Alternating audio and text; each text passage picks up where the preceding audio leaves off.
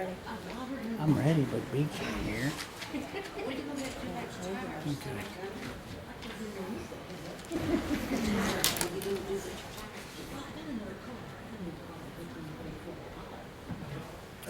Okay. Okay, just like to say hello to everyone. Hello. Thank those for coming to our city council meeting tonight. Most of you all are usually here. Some have a few new faces tonight, but we have a agenda tonight that's showing 22 or so items. It should not take that long, so we hope not anyway. So we'll try to move through this agenda as fast as we can, but we'll certainly have an opportunity yourself to speak to the city council before the night's over if you're here to do that. But before we begin our meeting tonight, we always like to stand and say the Pledge of Allegiance. So if you do that for me. Pledge allegiance to the flag of the United States of America and to the republic for which it stands, one nation under God, indivisible, with liberty and justice for all.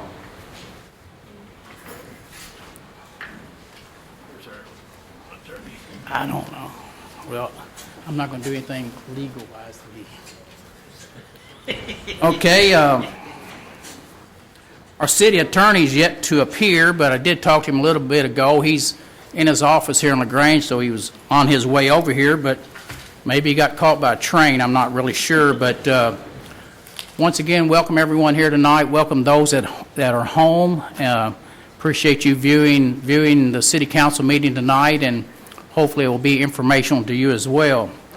I would ask you, if you have your cell phones with you tonight, please go ahead and silence them if you would, or if you need to step out and take a phone call, you're always welcome to do that as well. So at this time, I'll ask our city clerk, Stephanie Cooper, to call the roll. Trey. Here.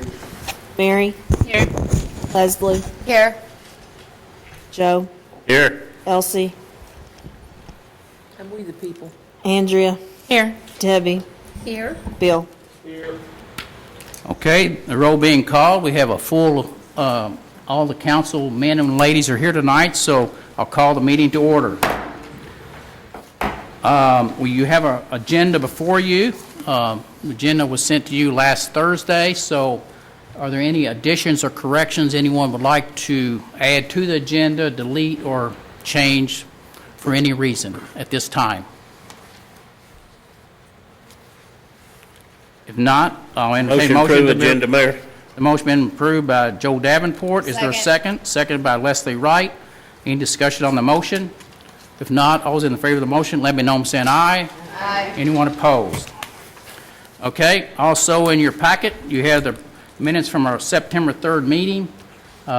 If we could, we'll dispense from reading those minutes since you've had them since Thursday, unless there's any corrections or additions to the minutes you'd like to insert at this time. If not, I'll entertain a motion to have them approved. Motion to approve the minutes as presented. Motion made by Leslie Wright. Is there a second? Second by Andrea Essenprice. Any discussion on the motion? If not, all those in favor of the motion, let me know by saying aye. Aye. Anyone opposed? Thank you. Okay, see how fast we go? We just move right through these things. So we might be out by 7 o'clock tonight. Yeah, right. So anyway, you have your payables in front of you, your financial. Let's look at the payables first. Are there any payables that any council person would wish to give notice to, or try to find out what the exact payable was and what it was used for? I do have a question on 918. It was something called Quench for the police department. I'm just not familiar with what that is. Would anybody be able to explain that? What's the name of the payable? Sorry, Leslie. Quench Quench. on 918 for $123. I'm just not familiar with that. Either Heather or Chief Collette. Could you Water? stand up? Oh, okay, great. Thank you. I just not heard of that.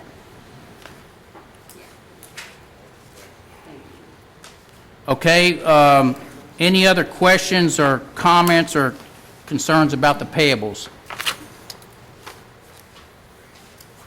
If not, I entertain a motion they be paid. Motion made by Elsie Carter, second by Debbie Pollard. Any further discussion on the motion? All those in favor of the motion, let me know by saying aye. Aye. Anyone opposed? Motion carries. Okay, next you have your bank accounts. Let's look at the bank accounts, all the bank and all the different accounts we have throughout our city, different banks, different things for different purposes. Any questions or concerns about the money and cash on hand at this point?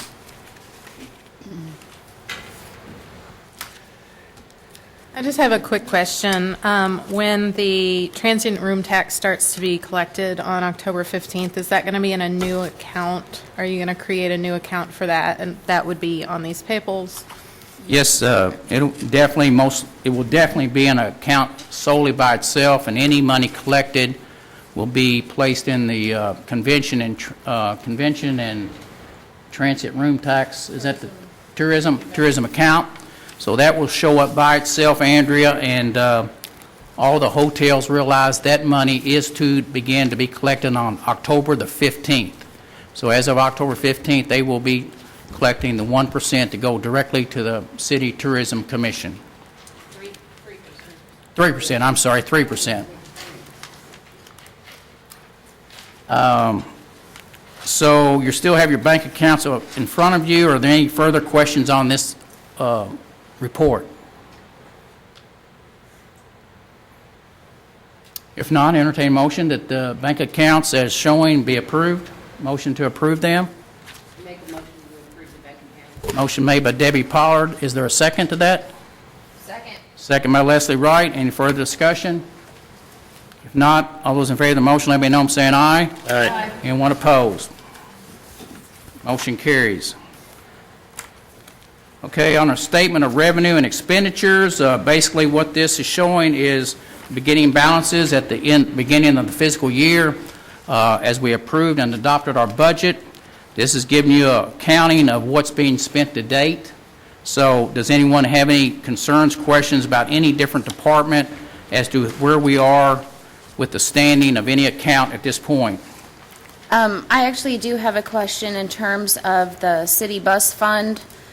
The TARC section, it says that our annual budget is $36,235, and the year-to-date has been $46,194. Now, we're still definitely within the remaining budget for the entire city bus thing, but in terms of the TARC, do we know why we're 27.5% over for that part? I know Katie Bechtold isn't here at the moment to That will get more be specific. in last year's budget. So the financial report for next month, it'll show less. Okay, That will be, I've got to do a journal entry for that since it's in last year's budget. oh, okay, Yeah. all right, thank you. Because this money we got from TARC is for last year's budget, not Okay. this year's budget. Oh, okay, thank you. I want to make sure you fully understand that, Leslie. I mean, I do know when we're dealing with TARC, they're very slow in trying to take Katie Bechtold's request for monies. They're either running way behind in terms of their allocation to our city. It's just, we don't understand why, because Katie gets the bills to them, but as far as the differential of the amount of money here, Stephanie, I assume, knows exactly why that's saying what it is. Correct, Stephanie? Yes. Okay. For the public's sake, we do receive, I think, approximately $36,000 a year TARC funding to help us run our city bus. We get $36,000 from TARC, we get $20,000 from Oldham County government, gives us $20,000, and the remaining portion comes from city general funds. So that's where the money comes from. Okay, on your statement of revenue and expenditures, are there any further questions on that report before you? If not, I entertain a motion that they be approved as presented. So moved. Motion made by Leslie Wright, second by who? Second. Second by Andrea S. M. Price. Any further discussion? If not, all those in favor of the motion, let me know by saying aye. Aye. Anyone opposed? Thank you so much. Okay, now is your opportunity for anyone in the public to come forward and offer any good advice to us during public comment. Any concern you may have that you'd like to bring for us, we'll give you a beginning of 4 minutes to state your reason, give us your address. So is there anyone here tonight that'd like to come to the city council to speak on any matter to the council?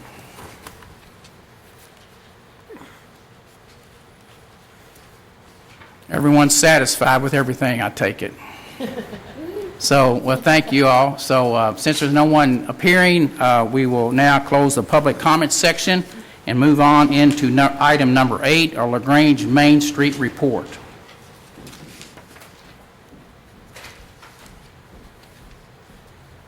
Good evening, ladies and gentlemen. I'm learning about this mic thing. Can y'all hear me okay?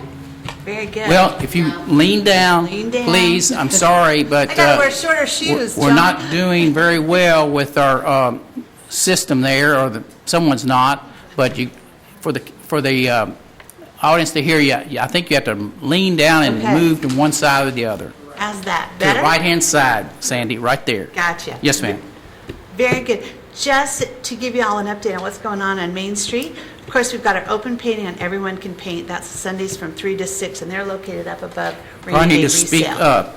I don't know if Still can't people in hear the you back back can in the hear back. you. I I'm don't using know. my big girl voice. Slow down. Better? So slow. There we go. We've also got our Bluegrass Jams on Monday evenings from 6:30 to 9 at LaGrange Coffee Roasters. Also, don't forget there's Knit Night at Friends and Fiber on Thursday nights from 6 till 8. The LaGrange Farmers Market is still going strong. They've changed their hours, though. They're 9 to 1 on Saturday mornings on the courthouse lawn. And I think some of y'all were in attendance on Saturday night. We had our ghost stories on the square at 7:30 till 9. We had 2 great storytellers, and of course, Barbara Manley Connolly opened up for us. We had about 200 people in attendance to that. That kicked us off into the Spirits of LaGrange Ghost Tours last week. Those will run on Thursday, Friday, and Saturday nights at 7 and 7:30 through October 31st. And just a reminder to everybody, all of the funds that we raise from the ghost tours go to our facade grant program to restore and renovate the buildings of historical significance in our community. Also, groups of 10 or more can arrange for private tours as well with our tour guides if there's different times that they'd like to go. Tickets are available at thespiritsoflagrange.com or calling the Spirit Line, and that's at 502-269-0126. And FYI, our last 3 tours have been sold out, so I encourage people, get your tickets quick, because we are selling out. Following that, our Halloween Mania is coming. That's on October 26th from 11 to 3 on Main Street. We'll have lots of little ghosts and goblins and families. They'll be visiting the stores and the businesses. We'll have activity booths sponsored by local organizations and businesses as well, handing out candy and doing family-friendly activities. We'll have costume contests for kids of all ages and even pets. So that's really fun. As far as meeting and upcoming projects, on the 19th, we're going to complete our Welcome Center landscape project with the help of Curry's Fork Watershed. That project will feature rain barrels for water conservation, native plants, and even a monarch butterfly way station. So we will need some volunteers to help us out with planting on that Saturday morning, so we encourage the public and the community to come out and help us with that from 10 to 1. So watch Facebook, there'll be more details coming as to exactly how we're going to lay that all out. I'm sure everyone has heard that preparations are in works for the LaGrange Arts Fest, the first weekend of June 2020. That's going to be a juried art multi-day festival. We're going to have a wide variety of artisans, activities, food, music, and a big celebration. Applications for those artisans are available if you contact Jody Curry at Mercantile on Main as well, or you can reach out to the LaGrange Main Street office. We can get you those applications. We're continuing to do work with the Oldham County Chamber of Commerce and Economic Development on business recruitment. That's an ongoing process. Social media analytics, of course, for September, our monthly page reach was 30,300 people. As of October 5th, we had 6,192 Facebook followers, so we were up about 195 people there. We broke 1,300 with our Instagram followers and added 60 this past month. And on Twitter, We're up to 1,151, so 14 there. So that's my report. Have I forgotten anything or any questions from you all? How much are the ghost tours? They're $18 per person. Awesome. Yeah, thank you. Any other questions? Y'all are easy. And what night are the ghost tours? Did you mention it or not? Yeah, Thursday, Friday, and Saturday nights at 7 and 7:30.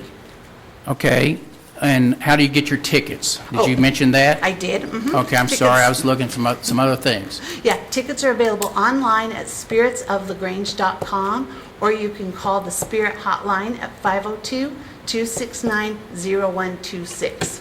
Okay? How long does a tour typically last? Generally about 90 minutes. 90 About minutes? 90 minutes, so we're generally done by about 9:30. Okay. Is it primarily on Main Street properties, or does it veer off Main Street at all?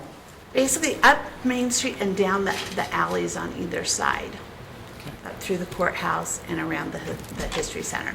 Okay. And then we generally end up at Bourbon and Ale, so that everybody can have a cocktail, a cup of coffee, or a free piece of pumpkin pie, courtesy of Tom and Linda. How many people went on the ghost tours this past weekend? Do you have a limitation on how many people can attend each tour? We generally limit it to 15 per tour, unless we have an extra person to help coordinate. Okay. But on Saturday, we had two big groups. We had a birthday group come in from out of town, and another big group of a family reunion. So we had 21 on each one of those tours on Saturday night. And I'm just asking questions more or less for the public and the people at home to, the money raised from the ghost tours, where does it go? And are there profits to be made? Now, all of the funds from the ghost tours go directly to our facade grant program. Facade And all grant. of that is used when people apply for a facade grant through the LaGrange Main Street program. All of that money goes directly to those grant funds. So it helps us restore and keep those stories alive. Okay. We have some vacancies on Main Street. What are we doing to try to attract or go after some different opportunities for our vacancies, and are there any in the hopper at the moment? There are, but John, I always hesitate to jinx anything by speaking out loud. I've actually spoken to 4 people in the last week about those vacancies that we've been talking about and discussing. There are some things in work, and I know working through the Chamber of Commerce and with David and Sandy, we've been kind of working through that. I hesitate to say names or anything like that, of course, at this point, but that's an ongoing project. And even looking into the holidays for fourth quarter, the possibility of doing some pop-ups and things that would be geared directly towards holiday vendors to get those full. So even in way up maybe a short-term lease or a Let's short-term talk about rental. I'm sorry, y'all, but just trying to get some information. What about your Main Street program? You all have a makeup of committees, correct? We do. And what are those committees? We have our design committee, our economic development committee, our organization committee, and a promotions committee. Okay. Would you possibly send those types of committees, give information out to, I know you probably notify the paper, but could you get the city council notified as to when those committees are taking place, possibly? Oh, absolutely. When our meetings are? Absolutely. Yeah, those meetings, those committee meetings. And see perhaps if they ever want to attend one to see what you're all talking about, designing, promoting, things like that. Absolutely. I will send you all copies of all of those, as well as who's on each committee, so that you Okay. have that. All right. Anyone else have anything for Miss Sandy? I do. I know we have the Ironman Triathlon coming through LaGrange on Sunday. It's always a great thing for my business in particular, but, for our community. Is Main Street doing anything to welcome or promote our tourists into town? Because I know we can have, upwards to 3,000 people Right. here for those few hours. We have put information out to Tour Oldham County and through Kim Hyde-Butler. And we've also got a post up for vendors to give us all the information on the Main Street vendors and merchants page, that they could give us all the information of what they're going to be doing as far as if there's special offers, if they're going to have extended hours, open early, open late, so that we can post that and get all that information out on the Main Street page as well. So as we're being notified of what exactly people are doing, we'll put that up so that they have that information. Okay, certainly for those that are home, that are listening tonight, I want to remind them that the Ironman competition triathlon will be taking place through Oldham County and also a lot about in the city of LaGrange. So please be advised that Sunday morning it's going to be tough getting across town, through town. I know the churches are notifying all their participants that we're having this day coming this Sunday, so try to make accommodations to get to and from the church and at the times you need to be moving through our town, because it does get difficult at certain intersections. So that will be this Sunday. I'm sure it will get going probably by 9 o'clock on Sunday morning and run to about 2 p.m., I would say. Would that be right, Sandy? Yes. Okay. Okay, anything else for Sandy at this time? Thank you so much for coming, and come back and see us. Okay, Mr. Craig Mao has joined us for everyone, so you would know he's here now. So good to see you, Mr. Craig Mao. I know you've been busy this afternoon, so welcome here tonight. So we're moving right along. Item 9 is your LaGrange Utilities Report. I just learned from Stephanie Cooper, I think she was out Friday afternoon, maybe all day, and unbeknownst to me, we have it on our agenda. However, I don't think you all received a report, did you? Or did you not? You did get a report? Heather's on her way over to the office. Yeah, but they said they got a report. They said they received a report. Okay. So y'all did get a report? Okay, great. In your email? Okay, so it was emailed to you? Okay, good. Okay, so, excuse me? Ted always. Okay, great. So you all have it in your packet, okay. Or you got it in from Ted. Email. That being said, Ted, if you'd like to come forward and try to give the public a summation of the utility standings, where you are, what projects you have going, what projects you may have finishing up, things like that, so the city residents who depend on your water and sewer, they hear from you, and just let the community know what y'all have going on. Last month in our meeting, we discussed the Interstate 71 project. That all of that line is laid now. It's in service. They still got to do some more cleanup, seeding, strawing, and then that project will be complete. Then we're going right into the second phase, which will be a new pump station at South Pump Station, as we call it, is down below the hospital. If any of you don't know where it's at, it's one of your main pump stations for this whole city. It's the plans is in Division of Water at this time. We should get those back either last of November or 1st of December, and then we'll be putting it out for bid, and hopefully that can go in construction at the first of the year. Our KI loan, we discussed our KIA loan. We took a loan out to do these projects this time.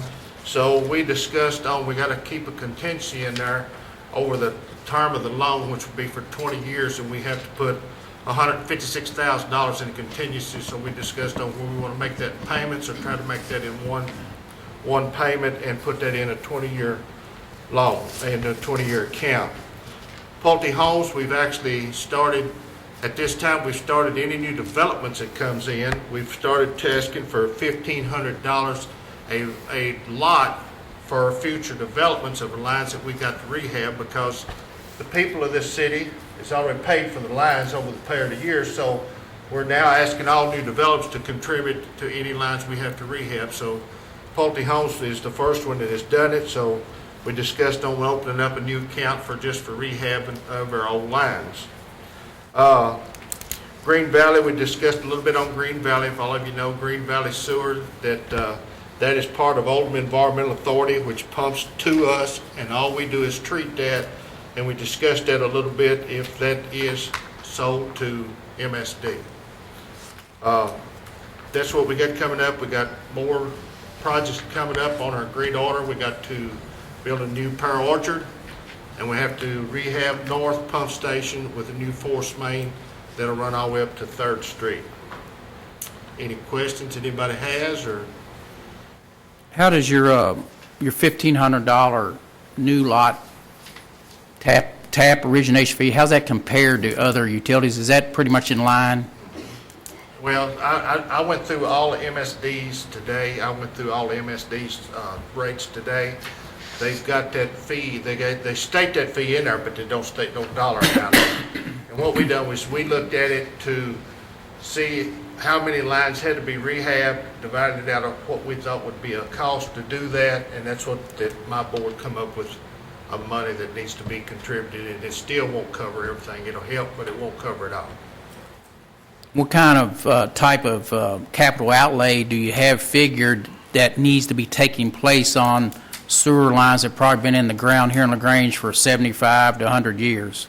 Do you have any idea on what the capital outlay of that will be? Not at this time, no, sir. How much do you have in that account if, in fact, you began to do that type of repair? That account right now, we've got, in our sewer account right now, we've got a little over $1 million in our sewer account, but that is, most of that is gonna have to be spent because of the bill got by the agreed order. We have to build a power orchard, gonna be about $500,000, and that new force main coming from north going to 3rd Street will probably be 1.5 million. So by the time those has to be done, that money will be spent. And then we keep capitalizing, and then we have to start looking to reduce I&I by our agreed order. We're planning a park in downtown LaGrange. They're called the Springs Park Project idea. Is there anything that comes to mind, Ted, that's going to be of cost to the utilities to serve that park, either through sewers and/or water? There's water. The closest water to that is on 2nd Street. The sewer runs right down through it from 3rd Street. It runs down 3rd, down the old part of 3rd. It loops around, and it goes down to Apartments, turns right, turns left, it goes on down to Yeager. That is where we're going to have to look at either upsizing that line by 2021 or run a force main all the way to Yeager Street. So that little section in there, it's already got a sewer line in it, and I've talked to the developers of that and the engineers that we're going to have to be in there by 2021. Okay. And that's going down 3rd Street? It comes across the railroad. Our force main right now crosses the railroad right at 3rd Street. The old 3rd Street is closed down right where the skate park is.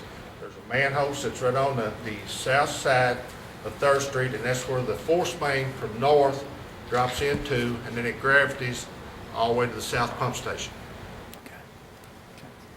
Okay, any other councilman, lady, gentleman have any questions for Ted? Ted, can I give you my email? I'm not on the list, I don't think, because I have not received anything. Yeah, but because you changed your email. Most of it you changed again. No, Because they used Gmail. that was at the beginning, and then we got these. Okay. And I guess everybody Okay. else got Okay. moved over. I just want to make sure that I'm getting everything. No, that's fine, that's fine. If I missed you, I'm sorry. thank Because I tried to send it to every one of you when I emailed it. I emailed it to the mayor, staff day, I tried to email it to every one of you, Bring something in. and then you have. Yeah, I just gave it to him. Yeah. I guess it'll be Thanks, switched Linda. over. Huh? Oh, it's going to a Gmail account? Okay. It's going to Gmail, because you had one, and then you sent me the thing that you wanted to change it, and now you've changed it again on it. Oh, no, that Oh. was it changed to the LaGrange.net Okay. one. Okay. So. That's fine, I'm All right, sorry. great, thanks. I'll try to do better. Ted, one other thing, you were talking about doing some landscape improvements, some things you've been talking about for a year or so up at the Utility Commission. Are those still online to be Yeah, coming forward? we're still in discussion over this, yes. Probably like to have those all ready to go by spring.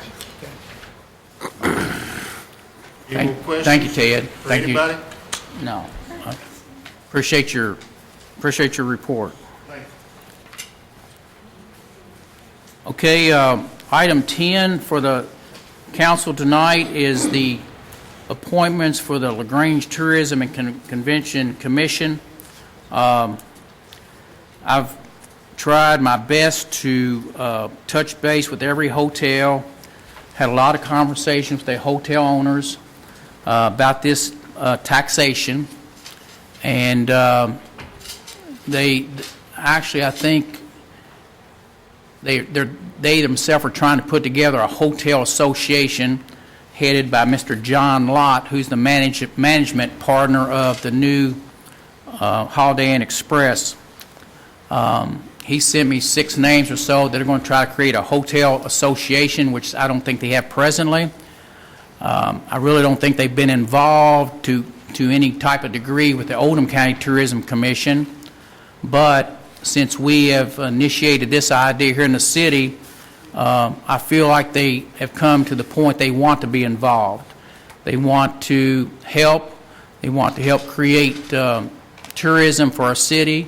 They'd certainly like to have people staying in their hotel rooms. They even want to help the restaurant industry by keeping people in their rooms. So I've done my best to try to involve at least two nominees from the hotels themselves. And as you see in the report and the nominations, one from our yet-to-be newly created Airbnb in downtown LaGrange. So the hotel lodging industry will have their 3 appointments. Those 3 appointments in your lot tonight would be John Lott, Tom Clemens, and Irvine Sohal.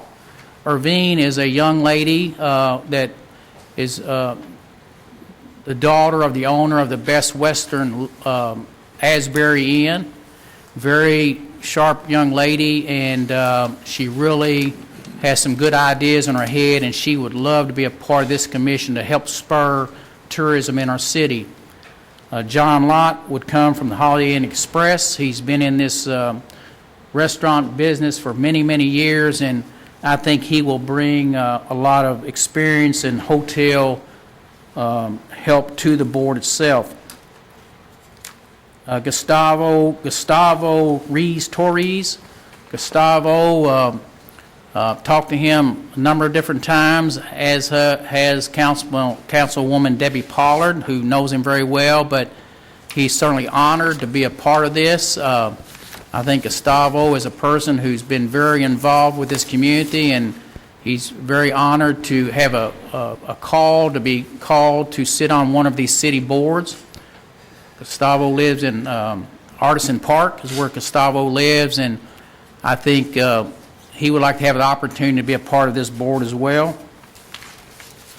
Nikki Green, some of you may know Nikki. I don't know her very well, but you have her resume. She lives out in the reserves of Esprit, and I was given her name along the way and talked to her, and she said she would really like to be part of this idea and create some excitement in some LaGrange, and she used the word, I recall, there's a certain magic to our city. We got a magic here that we need to take advantage of and make it happen. Donna Sabo, I think everyone knows Donna Sabo from Hometown Pizza. She may remain, probably will, with the Oldham County Tourism Commission, but she too lives on Main Street upstairs in a building there, and she too was very interested from the day she heard about us creating this and wanted to be a part of ours, and she may remain a part of Oldham County's for some collaboration between the two. Steve Wallace, he lives on Kentucky Avenue. If you don't know Steve, he's the Chamber of Commerce nominee. They submitted him to us, so that's the submission of 7 appointments for the first Tourism Commission. I've sort of staggered their terms, trying to see if we get some continuity from one year to the next as a person moves on or off and moves possibly reappointing. I failed to mention Tom Clemens. Tom is the owner, he and his wife, of what's called Brakeman's Cottage. It's going to be on Main Street in the old barber shop, and that's about ready probably to start going into full service probably very soon. So Tom will be representing the Airbnb and the lodging interests from the downtown area. So that is the appointments to that commission to begin with. What my intentions would be to, if in fact these are approved, to touch base with each one of them, have an initial meeting right away, and I'd like to probably make sure that Andrea S.M. Price, she was the introductory nominee from the city council to introduce this to begin with. I would like her, certainly her involved, possibly her committee, Economic Development Downtown, and certainly Beach Craigmile, our city attorney, to sort of give them the concepts, the ideas on why this was created, what's the purpose of it, and what is it intended to accomplish. So hopefully, if these are approved tonight, we will try to move quickly and get this commission in place, because the monies will be collected by the hotels and forwarded to Stephanie Cooper. I don't know if the ordinance called for a monthly report or a quarterly report, but I'm sure it's in the ordinance. So Stephanie will receive all the receipts, and the total receipts will go to the full commission totally, and they will decide as a board what to do and how to spend those funds. So Andrea, would you like to comment further on anything you'd like to add to this nominations tonight? No, other than I think you did a great job in picking some really good names for this commission. I'm looking forward to working with all of them, should they all be approved. But I know a few people on the commission personally, and I think they're all really wonderful, qualified, diverse group that will bring a lot to our community and new ideas, and I look forward to working with them to bring more tourists to our great town. So, yeah, that's... Any other comments about the nominees? We can take them one at a time if any one person has an issue with any one of them, or we can go ahead and I'll entertain a motion to approve them all as submitted. Any way the council wishes to move forward. John, I'd like to make a motion to approve all of them at once, please. Second. And motion on the table by Bill Lamline to adopt and approve each of these nominees for their terms stated. Second by Debbie Pollard. Any further discussion on the motion at this time? If not, all those in favor of the motion, let me know saying aye. Aye. Anyone opposed? Thank you all very much for that. Let's move on to the next item, and that's a new appointment to our historical... I'm sorry? We didn't vote to Okay. approve them. We just voted to Nominate. nominate all of them at one time. Okay. But we didn't Do we have a vote motion to to approve them? I'll make a motion Okay, we motion approve by them. Debbie Pollard I'll to... second that. Second by Bill Lamline to approve them as nominations submitted to you. All those in favor of the motion, let me know by saying aye. Aye. Anyone opposed? Thank you, Bill. Item 11, appointment to our Historical District Commission. You have a nominee before you. I would like to tell the council, I spoke at length with this nomination before you. She lives on Main Street. She's taken a house, she and her husband taken a house there that was in disrepair prior to her receiving the home. Michelle has, I think, improved that property to unbelievable conditions to this point. There's been some, I'm not afraid to say, there's been some issues with that particular property in terms of historical recognition and historical issues. And actually, I spoke to Michelle about some things in the past there, but I feel like we have all those worked out. And I think Michelle herself is a very level-headed lady. I think you can see that in her resume, that I think she comes from a lot of historical preservation background and restoring places she's been and occupied. So I was looking for someone who could sit on this commission and appreciate historical preservation, but at the same time come with common sense, discretion, understanding of different needs and requests that come before the commission, because not every application is the same. And I think the person sitting on this commission need to evaluate as to what the intended purpose of the request is and how they handle that as a board. And I think, honestly, Michelle will be able to do that as a commission member. So that's the nomination before you, so at this time, I'd like to put her on the table and see perhaps if there's anybody who would like to make a motion to approve Michelle Ray to replace our valuable Larry Chandler, who stepped down. I would like to make that motion. And motion been made by Elsie Carter. Is there a second? I'll second. Second by Andrea S. M. Price. Any discussion on the motion before the commission?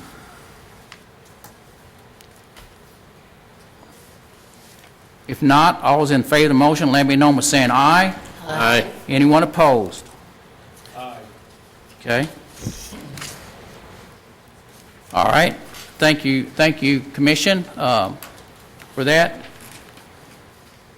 Bill, Mr. Lamb, on on your vote, you would like to say any reason why or anything? Sure, because you made a statement about she looked at each nomination coming forward to the committee.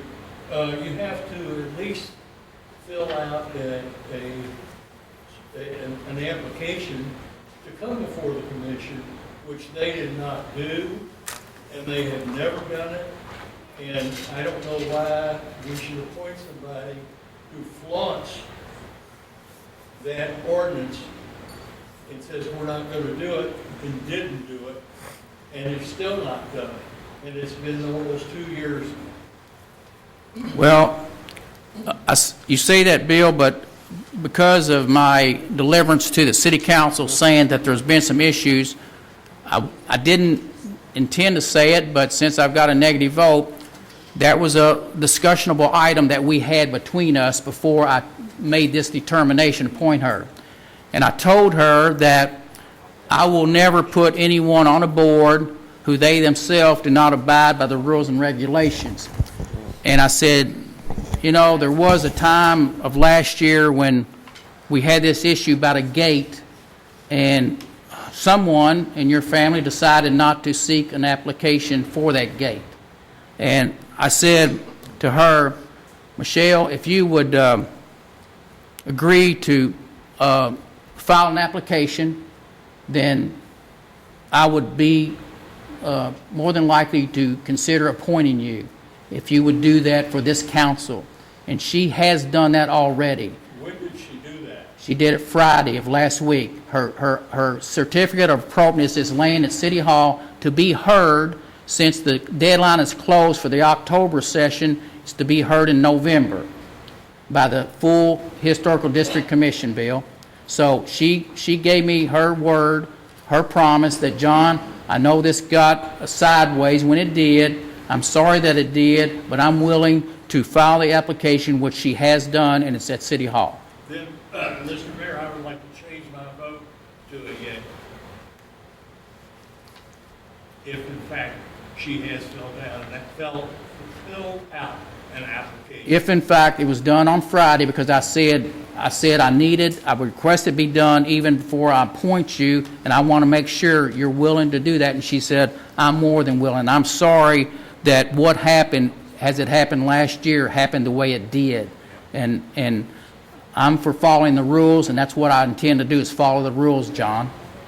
Well, I personally like this woman a lot. She's a nice person, but my nay vote was because of that issue. And what you're telling me now is that she's come forward to fill out the application, therefore I will change my vote to a yea. Okay. Okay, we'll let the record show that, Bill. Thank you, sir. Okay, let's move. Let's keep moving here. We're moving along. 7:15. Item 12. You know, there's times that things come along in your city, your town, and you just see a person that will offer to do anything and everything to help out his town because it's something he loves. And I felt, and some here felt, that some folks who do things that are just unbelievable, that step up and do things as this person has done, I decided to say we'll have our first Citizen Volunteer Appreciation Award in City of LaGrange for someone that's gone beyond and says, you know, what else is there can I do to help this town out? And he's done it long before I got here, and I'm sure he'll do it long after I leave. We hope. But tonight, I have a gentleman sitting here in the audience, and he always tells me, he said, John, I don't want to be recognized for anything. I do this because I enjoy doing it. But I said, well, we're going to thank you anyway, and I need you to come to our meeting. So I don't know which one of y'all think this is out there. Corey, you might think it's you. You know, Jim Roberts might think it's him. He just showed up late. I guess he thought I was going to announce it's late, so he just got here. Someone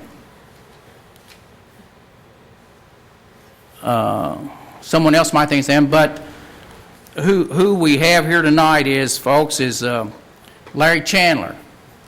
And Larry, I hope he doesn't walk out on me, but Larry Chandler's here tonight, and if you look at Larry and you go back a number of years with him and what he's done that I recall him doing, he's retired from the Kentucky State Reformatory, dealt with the incarcerated all of his life probably. He understands the inmates very well. He gives them good leadership. I know by being around him, he wants them to get out someday and go do something of worthwhileness instead of being in the penitentiary all their life. And Larry wants to get those guys out of there and bring them into the community and let them give themselves some self-reward and things they do. And he's done that numerous times here in the city over the last couple of years. With the History Center, I think he's scraped and worked hard, sweat, and in those buildings, scraping all the things at the History Center, and what that's meant to the History Center is probably unbelievable in terms of cost and what Mr. Chandler's done there. Once he finished all the work at the History Center, he moved on down to the LaGrange Train Museum, and he and Cornell Woosley, but I think Larry was the director of the operation. Maybe someday I'll get some more nominees. But Larry headed up that crew to revitalize and refurbish all those train cars at the train museum. So that took hours of work. Had he not been there to do that with the inmates, I don't know how that would ever gotten accomplished, the cost of it. Then I talked him into painting 309 West Main Street for us. So in the last month or so, he arranged for the inmates. Corey arranged for all the things he needed on site, portalettes, food, donuts. I think Larry bought the donuts. But he made sure the inmates were there every morning about 6:30 or so. And if you all seen 309 West Main, it's just unbelievable what they've done there to help our city out. And now he's back in the History Center for the last week or so. I don't know what he's doing there, but he's back up here doing more for the History Center in the last week or so. He's inside one of those buildings with his inmates. And then I think this week he's supposed to, finish up, paint a gazebo for us here in our city with the inmates. And then he tells me he's going to take off for the rest of the year. And he's going maybe go to Alaska on his trike motorcycle. But Larry, you're the person here tonight, so if you'd come forward, I want to give you a couple things, Mr. Chandler.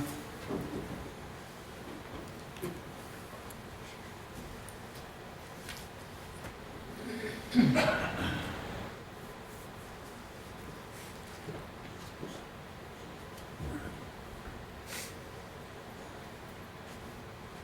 you find a UNL shirt? He's going to kill me.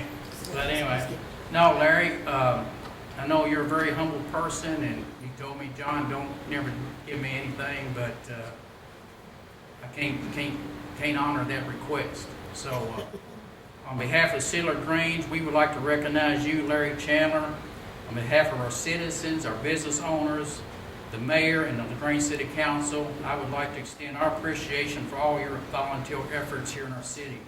Your many contributions to enhance our city in so many ways will never be forgotten. You are truly an honorary community volunteer. So I'd like to give you this plaque here. And also, Larry, to get on your motorcycle, I'm giving you a nice fleece shirt with our new logo on here, City of LaGrange, and honorary community volunteer, a nice shirt to put on to ride that motorcycle. Thank you so much.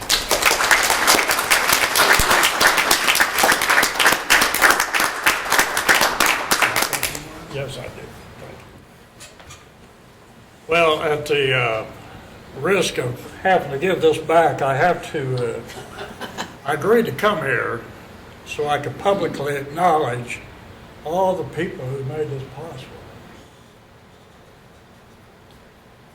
There are wardens past and present, Warden Anna Valentine, Warden Aaron Smith, entrusted me with their bucket truck and their backhoe for weeks at a time. Warden Ravon Sims, who actually created this work crew for me at the Rhoda Farm Center, and Warden Jesse Ferguson, who transports the inmates to me every day, and they, you know, they do more than I do, and their crews. The trains wouldn't be possible without Warden Scott Jordan allowing me to use Cordell Woosley. That, folks, that project is Cordell Woosley. That's him. We wouldn't have this barn on the History Center grounds without Barrett Sherrill teaching inmates how to build a barn, and me. I mean, it wouldn't have happened. And there's so many people. But most of all, there's 60 or 70 inmates over the past 3 or 4 years who's done this, who is the face of addiction. If you've seen them, you've seen what's happened to people. And they're really the ones you owe the thanks to. They've done all the work. I just sit and pointed and did my little warden thing and say, do this and do that. But they took pride in what they did, and I think it shows. I think if you've seen 309 or any of the work that they've done, they've taken pride in what they've done, and they've adopted this a community. They've adopted this community. So that's who you really owe the thanks to. I'll accept it on their behalf. I'll take it home. Thank you. Tell them for us. Thank you, Larry. Thank you so much.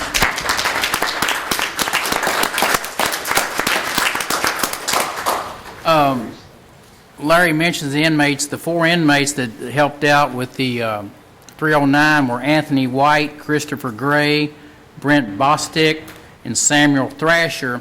And Larry knows I went, put a letter together for them to put in their personnel file at Rhoda Farm Center, so when they go before the parole board, they will see that on behalf of this city, we thank them so much for their efforts and their time.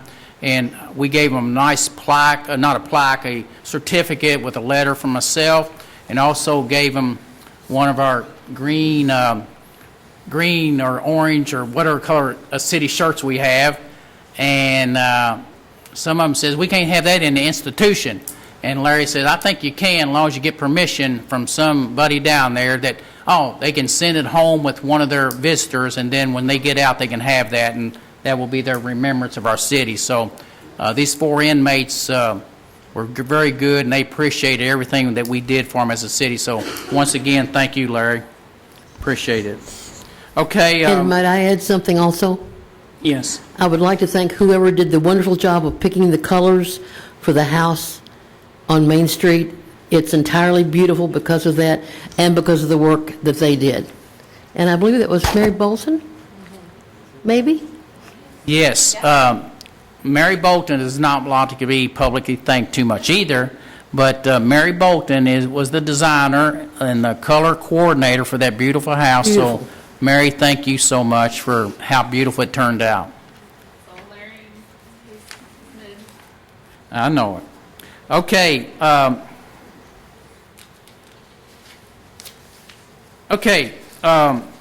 I put in your packets, I'm trying to move this as fast as we can, 7:25, but we'll get there. Item 13 is an East Main Street rezoning reconsideration, or consideration. For the city council, I felt like I sent each one of you all an email telling you about the meeting coming up. Four or so, I think, city council persons attended.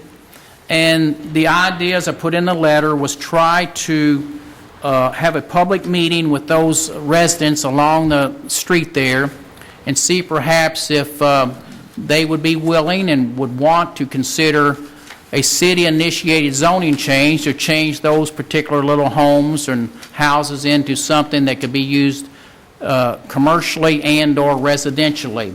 Jim Urban's here tonight, and he recommended a zoning idea of what they have at the City Planning Commission called a zoning of C-N, community neighborhood. We had our meeting, and I don't know exactly how many persons attended, but all that were there, I think about 9 or so, were all in favor of the matter moving forward as a zoning change with a few conditions. I put the conditions or issues in front of you on paper, and one of them was, that's not on paper, was they would like to see the portion in front of their houses possibly changed to a city-maintained street. There's always been some discussion in the past about where does the state highway actually begin. Some people felt that it began at the top of the hill, at the bottom of the hill, at the railroad tracks, but the official beginning of that road in terms of what I understand from the Transportation Cabinet, and maybe Corey as well, is it begins the state highway main as soon as you come across the railroad track. They asked if I would consider, or we would consider, maybe trying to approach the state about getting that portion of Jericho Road brought into the city street system so we could control the ingress, egress to the driveways, maybe do something with the sidewalk, and plus, more than most of importance is probably lower the speed limit through that area, which they wish it were slower now anyway. I have since talked to the Transportation Cabinet, and they told me that they have about 10,000 miles of too many road miles they've got in their system already. Sure, we'll give you anything you want. You know, said whatever you want you can have. We're trying to eliminate 10,000 miles of roads across the state and get cities and counties to take them over. They said all you need to do is present it to your council, put it in a form of a resolution, get the exact footage of it, and we will be more than glad to forward it to the central office, and we'll get that done for you. So that's not a hard deal to do. They'll take any state highway that they have, with the exception of they would not want us controlling any part of Highway 53, Highway 146, you know, to the extent that we could control it as a city government. They wouldn't want those, but that particular road, they feel like if we would do a resolution eventually or whenever the need be, that's what they would request from the city council, asking for us. Corey gave me an estimate today on that road of how many feet. He says about 850 feet is what he measured, the length that we would probably take in the city street system. We did have some council members there because of the quorum matter and things like that. They just attended. They weren't part of anything, but they sat silently. I sort of conducted the meeting along with Jim Urban and Amy Alvey, listened to the people, and I'll report to the council that the 9 or so people were in agreement with what our plan was. If, in fact, this moves forward, I'll work with Jim Urban, who's here tonight, to answer any questions. We will take this matter before the full Planning Commission as a move to change those properties to the commercial neighborhood status, and then it will come finally to the City Council as a zoning change initiated by the city as to do a blanket zoning change on those particular properties, and the City Council will have the final say at a public hearing. So that's basically all I can tell you. Any city council member that was there is welcome to speak now openly about what you heard or what you feel you would like to see happen there. There was a lot of enthusiasm from the neighborhood, and I think that they really posed some questions, kind of challenging it, and you answered it for them, and they were very, very happy. Even the ones who sat in the back and questioned you a little bit. I will say this, there is and has been a new breath of life in the Train Museum board. They've got new membership, I'll call her a dynamic young lady leading it up as their executive director. She's really sharp and speaks well, and she spoke that night that, this was another occasion we had over there. They had a function over there a couple weeks ago, but I think by trying to create an extension of Main Street that way, the Springs Park to the west that way, that it just will be a continuation of opportunity. And I think the Train Museum more than welcomes this idea, because what they feel will happen is some of these houses could turn into coffee shops, bookstores, whatever you name it might be that fits the classification, and they just think it will bring more walkers and tourism and things to that part of the city. So I think the Train Museum is very much supportive of this Yes, they are. being done. So any comments from the council that were there, or any other council persons who would like to comment on the idea? I have a few questions, or I guess one question right now. Do we know how many current properties are zoned commercial neighborhood in LaGrange? CN, Jim Urban would have to answer that. I don't know if it's a brand-new zoning classification, or they've done any of that yet or not. Well, I think only Ms. Troutman's property is zoned that, isn't it, Jim? Yeah, there are, Jim Urban, I'm sorry. Director of Planning and Development Services, a very few. And that's a fairly new zoning classification, and in that general area, there's one, and that's on Washington Street. It'd be the brick home of brick home there. It's Christmas in Kentucky, correct? Yes. Jim, can I ask you a real quick question? But when did that rezoning take place? Was it not an R2A? I'm sorry, I can't remember when it was. I mean, Okay. it's been some time. Really? Several years ago. Okay. I did, this is very brief, but this will help you see where that is. It's this one right here. Right, that's Christmas in Kentucky. Right. And these are the properties that are being considered for the CN, along with these right here. So in that general area, there's only one CN zoning. The two properties to the west, council, west of Christmas in Kentucky, I'll call it, the two properties there, the lady in the middle, I think she might have passed in the last year or so. But the one on the corner, I was told they always wanted to have a little art gallery in that facility, one on the corner of Washington and Cedar Street, I think it is. So we sent them letters next door onto the east of Christmas in Kentucky, and see perhaps if they would attend this meeting. I do not think anyone was represented from those two properties, so that's probably something we need to look at to see perhaps if they're actually would like to see this happen or not, okay, on Washington Street. The other ones pretty much attended our public meeting on actually Jericho Road, or whatever you want to refer to that street as. So these properties that are shaded in green, if you can see it, are the ones who were at the meeting and said that they were in favor of the rezoning. I'm going to back up just a second here and kind of show you. All of the properties in red are the ones that were notified by the city that we were having that meeting last week. And of those, the ones in green were there and said we're in favor. There was nobody at the meeting who said they were against the rezoning. So although everybody was notified, and there were 9 or 10 people that showed up, Not everyone was actually there, but all of them that were there said they were in favor.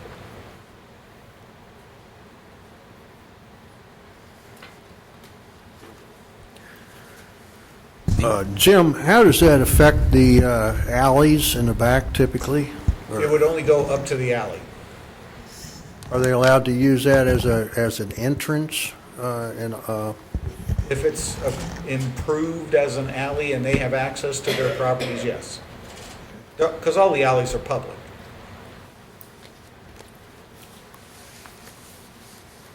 Each property, city council, we talked about parking, things like that, and as Jim and Amy and his staff do every day, any application for any use of those properties would have to come to them as a review, right, Jim, in terms of how it was going to be used and your setbacks and things like that, to make sure that this would develop properly in the event it were to start changing uses, correct?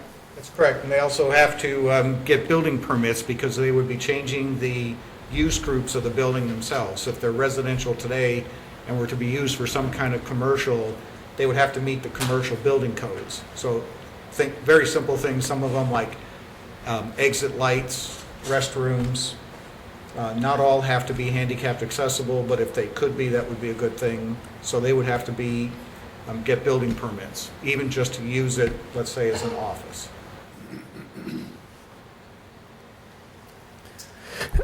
I guess it's more of an educational question for myself, but just looking at the R2A or the commercial neighborhood, as far as the permitted uses and then the conditional uses, does the committee that, I'm drawing a blank on the name, I think you said it just a second ago, but does your committee fill out if there was to be a change, does it go to that committee, or does it go to, since we're specifically talking about, maybe you know where I'm going, but. I do. Okay. So let me, for everybody's benefit and those, including those that may be watching later, in order to do this, the first thing would be that according to KRS 100, which is the state statute that we operate under, the city or any legislative body that's part of the planning unit, which you are, can initiate a zoning change. So a very simple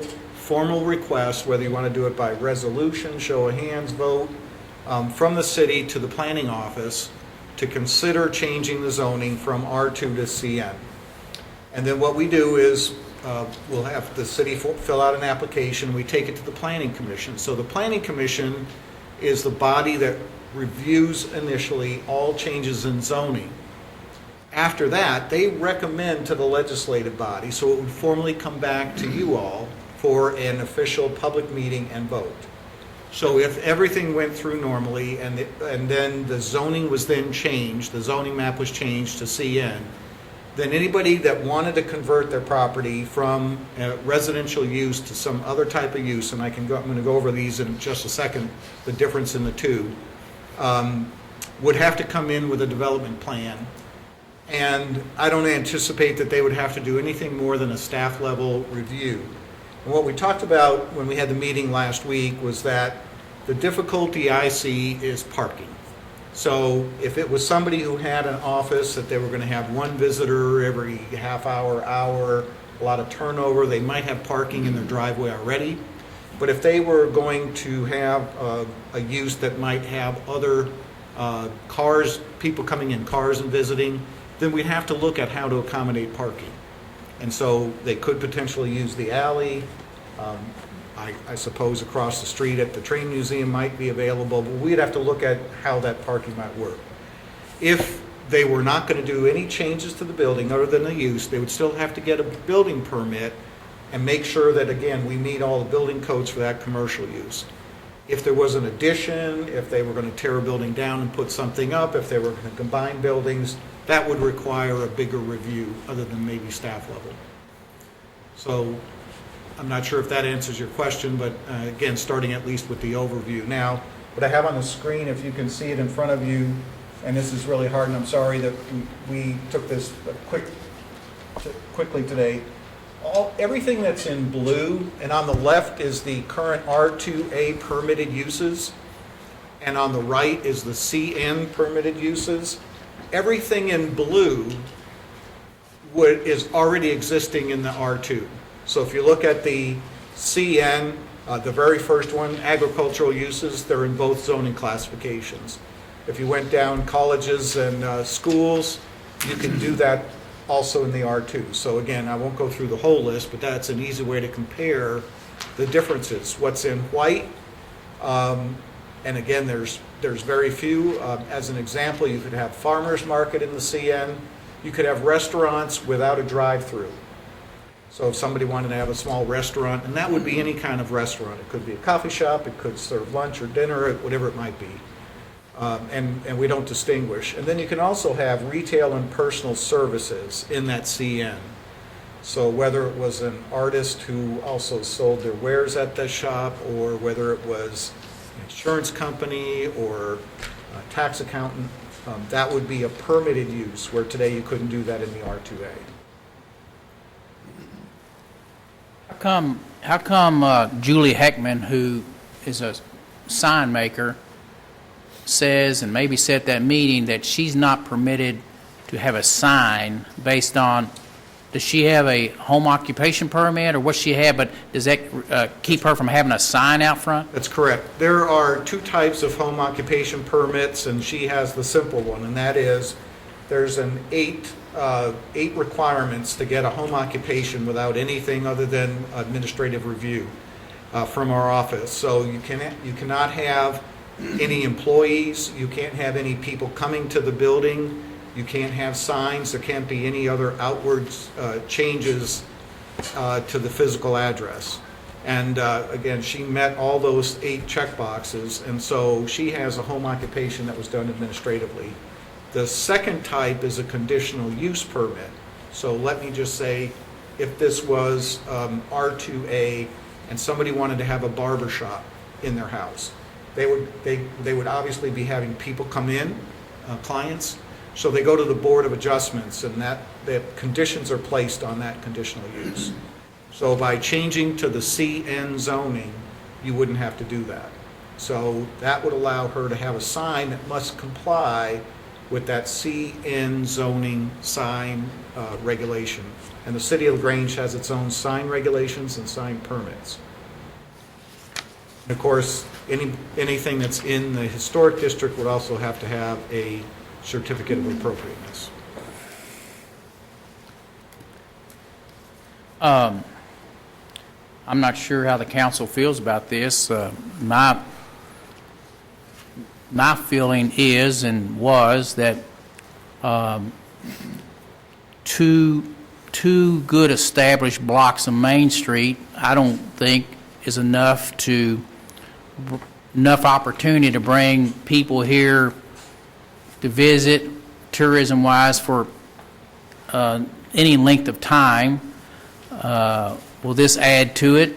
Maybe it will. It might create some more opportunity, some more space for these opportunities. We do have a few vacancies on Main Street, but I hope we get those filled up soon. But there could be some possibilities, and versus these folks going at these zoning changes by themselves, individually.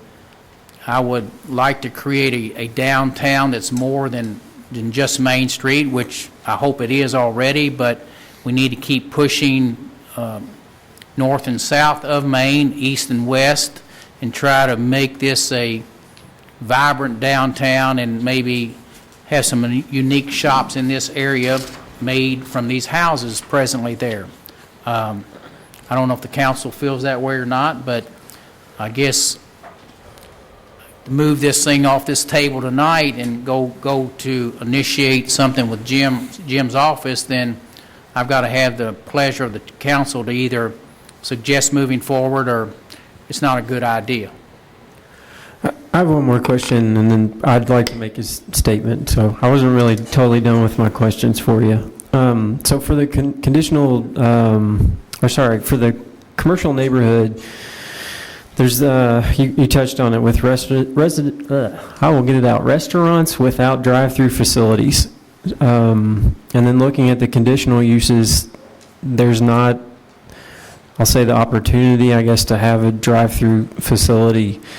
So if somebody wanted to have a drive-through,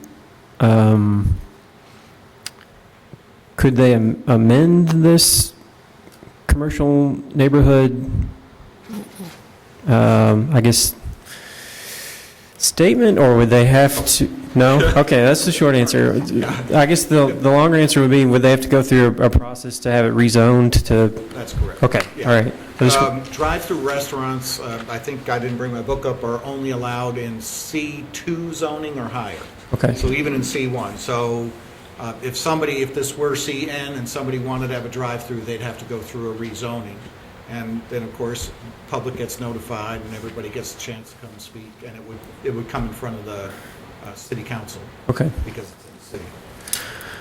That's my last question. I mean, as far as the statement, I'm in favor of this. I think it's a good idea. I know we got to start. Part of the question I had, how many do we have of these currently? I didn't know we had any.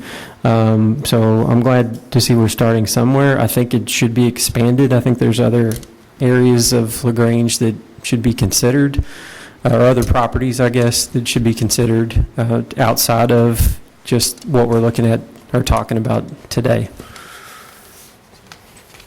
I'll add to that and say I'm also in favor of it. I actually have a business in a house that was built in 1950. We are zoned commercial, but it adds a certain charm to go and, in our town, and to go to a business that started out as a home. We get a lot of comments from people about that. And, I just think it's even better the fact that it's building on Main Street. And I agree. And I love that all the residents seem to be in favor, and it just provides those people more options with their property, down the road even. So I think it's great. Just to add, if the property is rezoned to CN, that doesn't mean that people have to convert to commercial, and if you look at the permitted uses, you can still live in it. So nobody gets displaced, nobody's required to do anything, it would be voluntary after that, at that point, but it would give more opportunity. I guess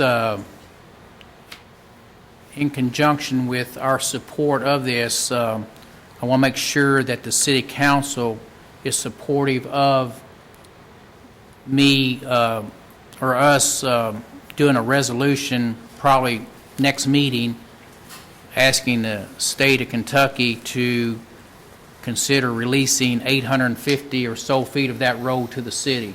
I want to make sure you're all willing to accept that too as well, because I think that's one of the conditions that the people there, talking about foot traffic, crossing the highway safely, we need to have city jurisdiction there. So just want to make sure that would be part of that. Where would that bring the road to? At what point would it stop? Is that now? At what point would the city road stop? Probably top of the hill of Jericho Road, right there at the very top of the hill, and make them responsible for keeping the hill salted and de-iced and stuff like that. Sneaky.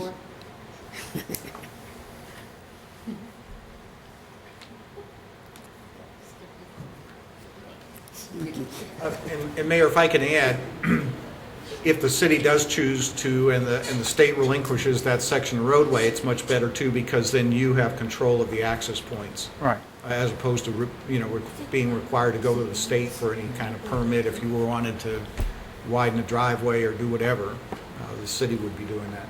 Has it been considered to go to Duncan and include that road that's in the city? I don't see any reason to go to Duncan. That's just taking too much of their highway system that we don't need, do we? Everybody needs a share. I know, but that's another half a mile of maintaining we'd have to do, and we don't have to really do that because we're not changing the zoning down there, Elsie. I know that. I realize that. Still residential, and there won't be zoning changes down there that I know of. Okay, I guess what I would like to see from the council is a vote of support to move this thing from this table on to Jim Urban's office and what we're going to do there, and then I don't have a resolution prepared tonight. I was just trying to get council viewpoints on this. And I'll address this to Mr. Cragmile. I think if the a motion was made to allow you to make an application to the Planning Commission to rezone those properties, I think that would be appropriate. Sure. I don't know that you need a resolution for Yeah. rezoning. just Okay, simply I don't a- need a resolution for the rezone. I need a resolution from this council later to shoot to the state highway system, okay? That's after planning and zoning approves it, right? Well, I'm going to have to testify at the planning commission that the state is willing to give us that section of road, Joe, so we need that in agreement by the time we appear at the planning commission. I think that's correct, yes. But all he needs right now is someone to make a motion to authorize him to apply for a zoning change on behalf of the... I'll make that motion. Okay, the motion's made by Trey Kamer, second by Leslie Wright. Any further discussion on the motion before the council? All those in favor of the motion, let me know by saying aye. Aye. Anyone opposed? Thank you, Mr. Urban, for coming tonight. Thank you very much. Okay, tonight, we have a final report. Some folks had asked that they would like to hear from us on how this cleanup went and how it was conducted, and I asked Stephanie Winter if she would come just talk to us briefly. She was actually the person who invented this idea, and we paid for it.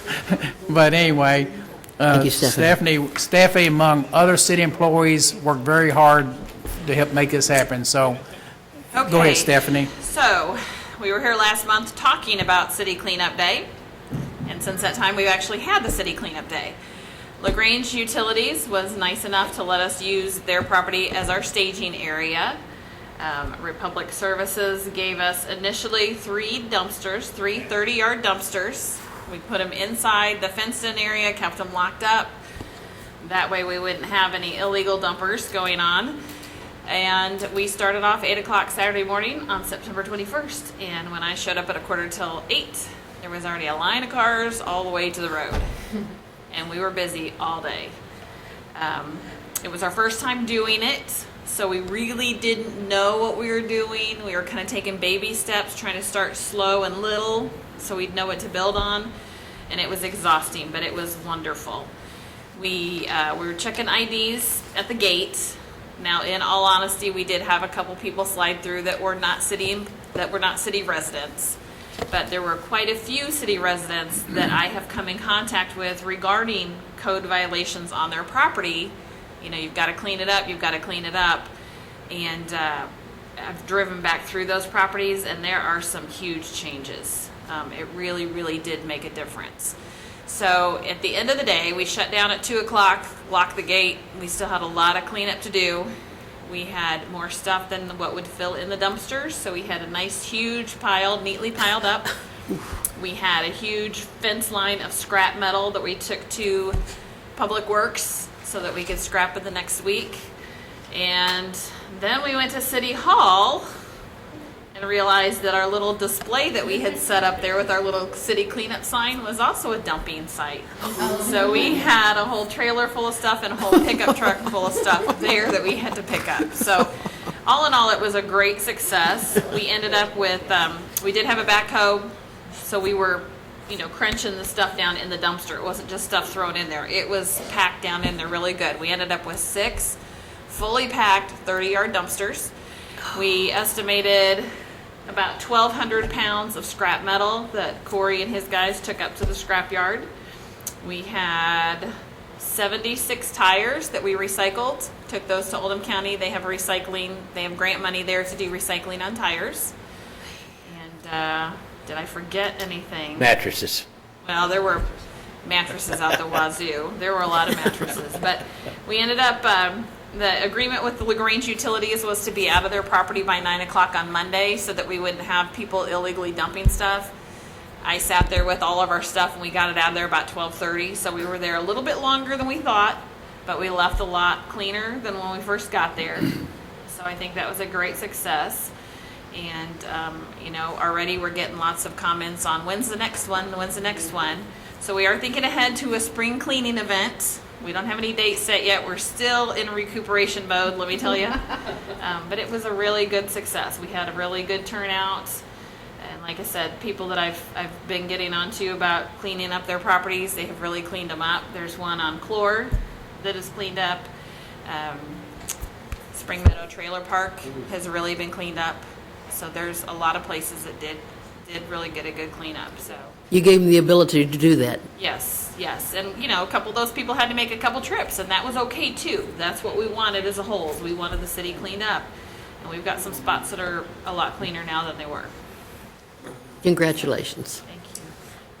Stephanie, was there any pickup at the homeowner's site? We did have keep a list, so if people had big things to pick up and they didn't have the ability to pick them up, then we did, we had a trailer, we had some of the inmates from the county jail that went around with Public Works, and we did do some pickups of some items. It was great, it was fun. Y'all did a great job. Yeah, and Yeah, thank you. the, We had several of the city council members come out and help us, so thank you very much for all your help. We did have somebody deliver pizza to us at noon. Somebody that had come through in the morning said, I'm having pizza delivered at noon for you guys, and that was awesome. That was great. We did have, the mayor has a really cool little trailer that he's outfitted with a grill and stuff on it. We had that out there, and so we had, Becca from City Hall, she was out there making hot dogs for everybody, so it was a real fun, good city event. It was a very positive thing for people, and we got a lot of good comments about it, so. Once again, there was 2 or 3, 4 inmates from Oldham County Detention Center. Once again, they were huge help. Yes. Those guys are so strong, and they try to lift stuff by themselves, and I tell them not to, but they do anyway. But they've got one heck of a backhoe operator, Corey. I think his name's Cody. He's the guy, inmate, who ran the backhoe, just mashed all this stuff down in the dumpsters. Very good. So thank you, Corey, for your guys who showed up, and also the inmates once again. I tell you what, these inmates of these correctional centers, they are huge to City of LaGrange, Oldham County, and all the help they give us. So they're just everywhere doing stuff. So that's so great of the correctional system and what these inmates are able to do for us. But Stephanie, thank you for reporting, and thank you for your leadership. And When we get the next date picked, I'll let you guys all know. So Okay. anybody that wants to come out and help and make an appearance, it would be great. okay, thank you so much. Okay, item 15 is a bid opening on a dump truck for the Public Works Department. Corey, if you want to come up and tell the city council what you have going, here's our bids here. I think we had one bid, and this is a UHL, Ewell Truck Sales Incorporated. And I'll tell you a story about this truck, you all. Corey is wanting to replace his dump truck, and I said, why you need to replace your dump truck? Well, the reason he did is because I bought this dump truck when I was mayor 30-something years ago, and it's still the same dump truck they've been using for 30-something years, and it actually still moves, but I think he's due a dump truck. I think this thing has run its course. But no, but Corey said, we could use dump truck, and I said, well, it's not that old, and he said, well, you bought it back in the 80s. But anyway, we have that truck, the price of equipment now, I believe when we bought that one was just under $60,000, and we budgeted $145 for this, so just to show you how much equipment's gone up since then. Okay, we have one bid here, folks, from Ewell Truck Sales Incorporated. They're from 4300 Poplar Level Road. I think, as Corey stated, I think we had $145,000 in the budget for this particular piece of mechanical equipment. Total price not to exceed bid price. Their bid price for this particular truck that Corey, I guess, has put the specifications out on is $135,393.04 per unit. Corey, you want to look this over and make sure it's satisfactory to you. And if you want to look at this, I don't know if you can look at it now or. I'm going to go back through it, unfinished business. Yeah, we can do that. So you take a look at it. So that bid was what, Corey? Please state, it's one, $135,393.04. okay. You go ahead and take a look at that, and then we'll go ahead and get the council to approve it or reject it based on what you see there, okay? Okay, item 16, introduction, first reading of ordinance 12-219, an ordinance on property maintenance code. Which committee has this come from, and who would like to be the introducer of this particular ordinance? It's been part of the Personnel Insurance Boards and Commissions Committee. It was rebranded. It was the former Ordinance Committee. We've been talking about this for probably 2 years-ish. Some former council members were all part of that discussion as well. We've had KLC come in and do a presentation a few months ago. We had some additional discussion. So there's been a lot of talking about this to try to get this right. So I will introduce for the first reading, the ordinance 12-2009, an ordinance on property maintenance code. Or I guess I will ask Beach to introduce it. Thank you. If the city council wishes to ask Stephanie Winther, our staff person, about this ordinance, you're more than welcome to ask her anything tonight about it, so it'll be information to you. Stephanie, you're welcome to come up, but you can come on up. But if you don't need to ask Stephanie anything about it particularly, we're not going to get in a discussion about it, but maybe there are a couple concerns that anybody would have, and you're welcome to ask Stephanie to clarify anything. But Beach, if you'd like to, if you would, well, first of all, let's ask Stephanie. You're the code enforcement officer. I think you're the one whom felt this would be a tool in your toolbox that would help you. So you want to briefly tell the council what this is about? Back in June of last year, then Mayor Davenport, Stephanie Cooper, and I, Debbie Pollard, we went to a conference down in Lexington that KLC hosted called the BAD Conference. It was blighted and dilapidated buildings. And it showed whole neighborhoods where it started off with one house where the shutters would fall off or the roof was caving in and the gutters were hanging off. And before you know it, the next house starts looking the same way. So we wanted to be a little proactive about not having our city look like that. The property maintenance code is just a basic code for basic living conditions of your house. It's not structure on a building, it's just basic living conditions. I get a lot of calls from apartment tenants, even renters, that say, hey, there's a hole in the roof, it's been leaking for 6 months, my landlord won't do anything, is there anything you can do to help? And at this point, there's nothing as a city that we can do to push anybody to fix these things up. So the property maintenance code is a basic code that a lot of the cities across the United States are adopting. It's just, again, a basic living condition code. It's very dry reading. I've read it many, many times. I don't have it memorized, but I know where things are to look them up. But I know Trey's worked very, very hard on this. Beach has worked very, very hard. The committee with Joe and Debbie has worked a lot of hours going through this with a fine-tooth comb to get it to the ordinance that it is today. But if you're reading this weekend and you have some questions, please feel free to reach out and talk to me. I'd be happy to sit down with you and answer anything, go over anything with you. Okay. Thank you, Stephanie. I think that's a very good explanation of the basics of the code. I have a question. Yes, ma'am.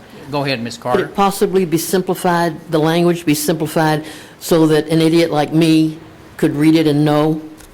I did put together kind of an outline, and I'd be happy to email that to you, where I tried to put it just like a couple little words or a quick and easy little sentence just to tell you what that section covers. So we could make it available to a person that needed it? I don't know if it's detailed enough. I mean, Well, no, it's they'd have to go vague. back to the ordinance, but, you know, Right.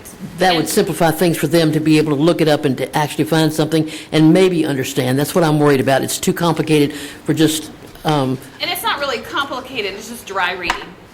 Yeah. It's just not. Yeah, I mean, it's pretty simple. It's simple. It's like a bathroom has to have a faucet with hot and cold running water. The toilet has to work. The living, you have to have either a shower or you have to have a bathtub. I mean, it's very, very Yeah, basic so, but we stuff. could make the outline kind of available to them so they could find what they needed to could. know. Right, Okay. we could. That's the only thing I was worried about.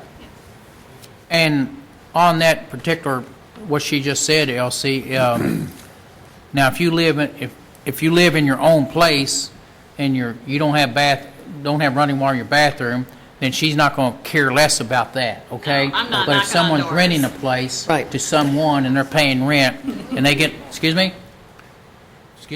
Well, I think, I'm not so sure about that. If the code enforcement officer has reason to believe that a house is unsafe, I didn't say I think- unsafe. I just said if I don't have running water to my bathroom upstairs and I'm not renting it out, I don't think she's going to come and cite me for that, correct? No. Well, that's correct, but what I think Beach is trying to say is if you don't have water coming to your house at all. No, I didn't say then, that. I mean, there's other issues I didn't say there. that. But, correct, if you have a bathroom upstairs that doesn't have hot and cold running water, and you're living there yourself, and you're not a hazard to yourself, or the house isn't a hazard, then it's a whole different issue. Your own tough luck, yeah. Right. Okay, any other questions for Stephanie at this time? If not, Beach, you would like to summarize more so than what she's done already? sure, well, I'll do the formal summary reading of this required by Thank the you. statute, which is City of LaGrange, Kentucky Ordinance Number 12, Series 2019, entitled An Ordinance Relating to Adoption of the 2018 International Property Maintenance Code. Now, that's really all we have to say, but that said, this is basically like the building code, it's like the fire code, it's like the electrical code. It's a standardized code for property maintenance and improvements to all the structures, buildings, based on established standards for safe, sanitary, and fit for occupation and use. It also applies to condemnation of buildings and structures, for the demolition of structures, for the collection of permits and fees, and for enforcement issues by means of it dovetails into our pre-existing code enforcement statute, which is the enforcement body that would be heard for this. And so what we did here is we basically adopted all 43 pages, single-spaced pages, of which there's an index attached, Elsie, at the back that has the topical index at the back that points to the actual section, so people can find that quickly. And we'll have all this on the website, and it's also available to the public if they wish to read something before they go to sleep at night, which they would very rapidly do. And it sets up a new penalty structure for offenses from $100, from $50 to $100 for offenses. And it also gives the Code Enforcement Board the power to issue remedial orders directing a person to comply with the standards set out in the ordinance. So that's a quick reading and summary of the adoption of the 2018 International Property Maintenance Code. And I would note that these are updated every 3 years typically, so the one that most of the cities in the country have is the 2015, but as it's changed from time to time, this will follow whatever the current code is. Okay. Thank you, Mr. Craigmile. No further questions by the council of our council, Craigmile, then we will schedule this for a public hearing at our November meeting to be heard as a second reading, and also a public hearing will be involved as well. So we will do that night. Okay, let's move on to item 17. Introduction, first reading of ordinance 13-219, ordinance on golf carts and the usage of the golf carts. What committee is that coming from? Mayor, that's my committee, under the road committee, so I'll introduce the first reading of ordinance 13, 2019, ordinance for golf carts. Okay. Okay, and I'll do the first reading of it, of the City of LaGrange, Kentucky ordinance number 13, 2019 series, an ordinance relating to the use of golf carts on certain designated city streets and roadways. So what this is that in a couple of years ago, Kentucky authorized golf carts to be used on roads by local governments. So local governments can be counties or cities. So the county already has one that has been in effect for several years, and so we basically adopted their version of it, which has the same requirements for the mechanics of the golf cart as the state requires under KRS 189-286. It has to have lights, stop lights, seat belts, insurance, operator license, that kind of stuff. The police and the mayor have gone together to put together a preliminary list of streets within the city of LaGrange in which golf carts can be driven. If the cart complies with this ordinance and has been duly inspected by the county sheriff and permitted by the city police. So this list of golf cart approved streets is attached as Exhibit A, and probably the critical part is that where can golf carts cross roads, state roads or county roads? And those crossings have also been designated in this initial listing at the end. Currently there's 6 streets where the golf carts can cross state roads or county roads. Purely for safety structure. We don't want folks crossing everywhere. Maximum speed is 35 miles per hour, Elsie, so you can't be driving any faster than that now. So that said, that's the reading of the golf cart ordinance. If they can't catch me, they, can't give me a ticket. Right, Chief? I'm only kidding. I think I had a question just the other day about someone had seen the list of streets and said, how come our streets aren't listed already? And the reason they're not listed already is because of limitations that there's basically a subdivision that's trapped within themselves, because under KRS 189, that any road, state highway leading past this subdivision will not allow them to cross the highway, let alone travel it, so they did not make the list. What the city council might be faced with in the future is, and I'll give you an example, such as Greenwood Commons, Pear Orchard.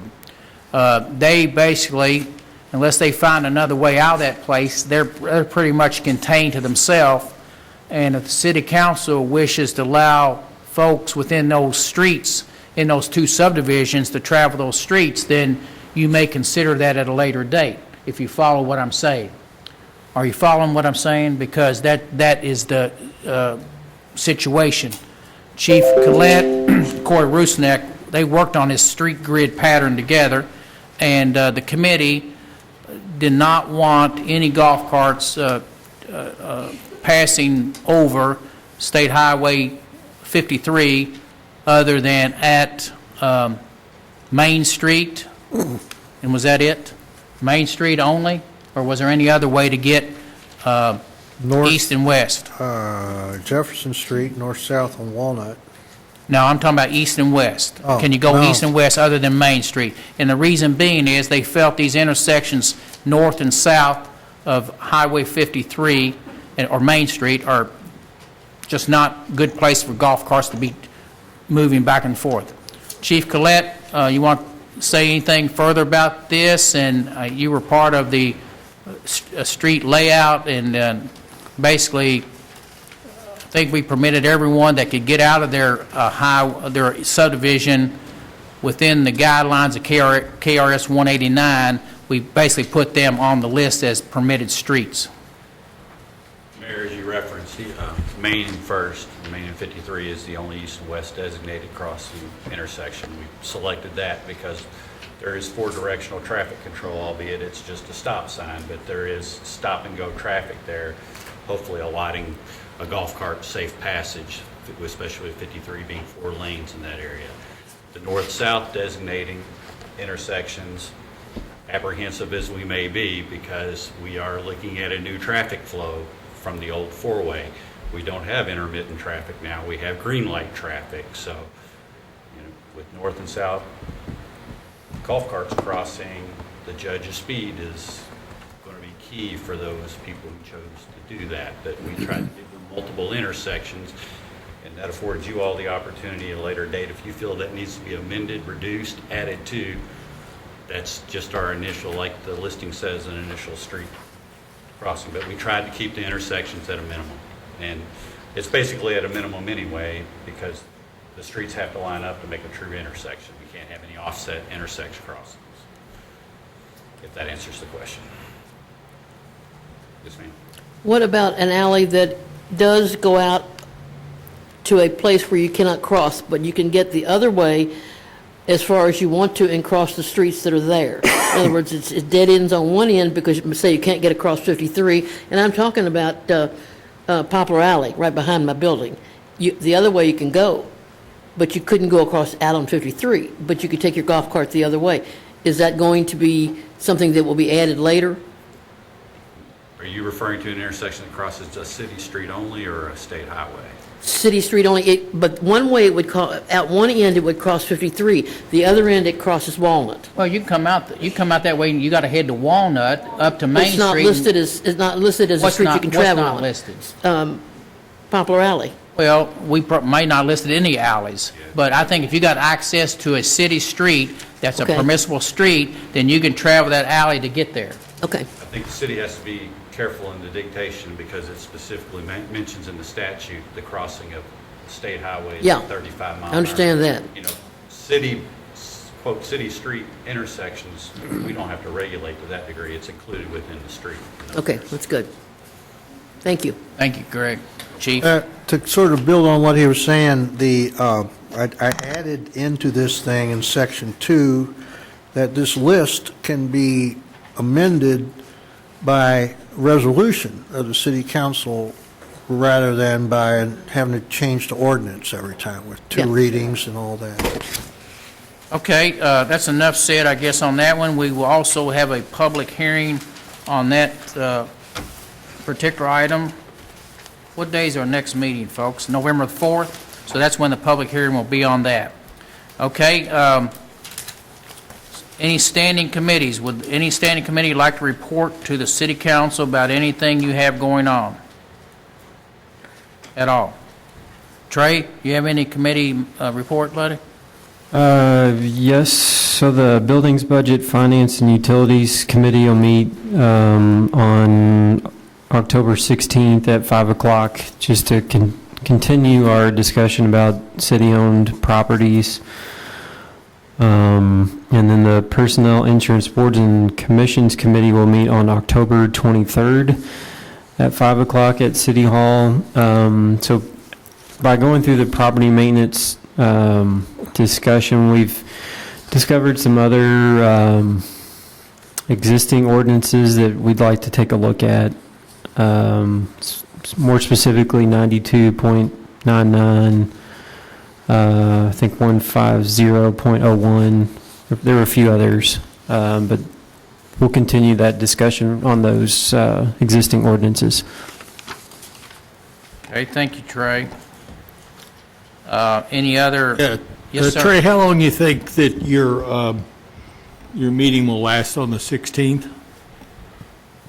Approximately. short or long? I hope an hour or less. Okay. Try to keep all the committee meetings, at least I try to. I know some of them go much longer, but I would hope an hour or less. Okay, in that case, I would like to call a meeting of the Business Committee, which we did not have last month, on that same date at 6 p.m. City Hall. Okay? Which date? That'd be ULC. Leslie. 16th. 16th, yes. The meeting.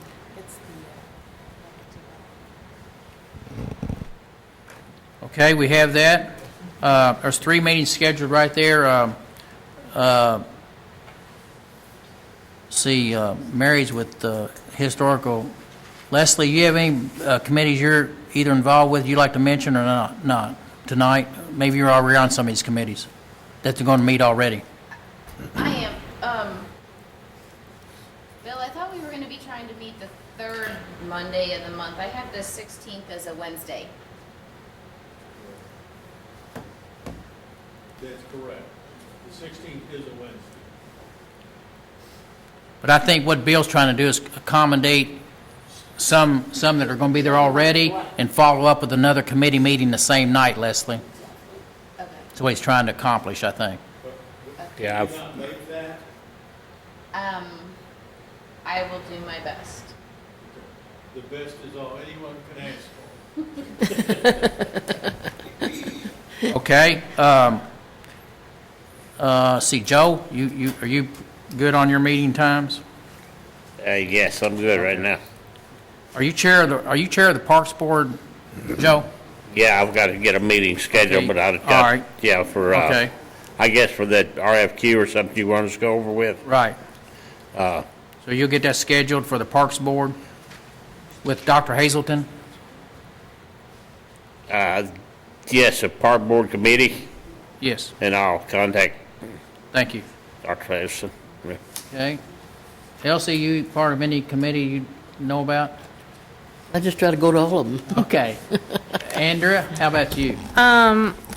Economic development, downtown Main Street. We probably will not have a meeting in October. I'm going to be out of town from the 21st to the 25th, and that's usually when our committee meets. So I do have a few meetings happening around some issues that could be really great for downtown LaGrange. So how about we just schedule a meeting for November for that committee, and hopefully I'll have some things to report about that. You'll send out an email when? I will send out an email when, yeah, absolutely. But you don't have a date yet for that economic downtown? I do not Okay. at this time. Okay, that's good. Okay. See, we've got Debbie down there. You're part of these other committees, right, Debbie? Probably what? You're part of the other committees already? And Bill, you're taking care of it? Okay, thank you. All right, LaGrange Historic District Guidelines. Mary, any news or any update for the city council on that particular discussion item? We're meeting tomorrow at 6 o'clock, and we're going to be revisiting sign lighting and yard signs. And so I asked everybody on the committee and the commission to give me any items they wanted to revisit, and that was the only item I received. So that'll be the agenda, so hopefully we'll be able to finish it up with the next 1 or 2 meetings. And Andrew, once you're finished and you've got their document put together, and I've been attending some of those, and the truth of the matter is there have been changes made to it, and Bill Landline's been part of that, and I think all y'all agree there's been different changes made to it just because it didn't read correctly or something like that. So I guess my question is, once it's done and finally in a document, you're going to bring it to the council for a full type of discussion, correct? We'll give it a copy to everybody on council, so Okay. if they have Okay. any feedback. Okay, that's John, fine. by ordinance, it does have to be approved by city council, by Okay. ordinance. Sounds good. Okay, unfinished business. Corey, what'd your bid specifications look like?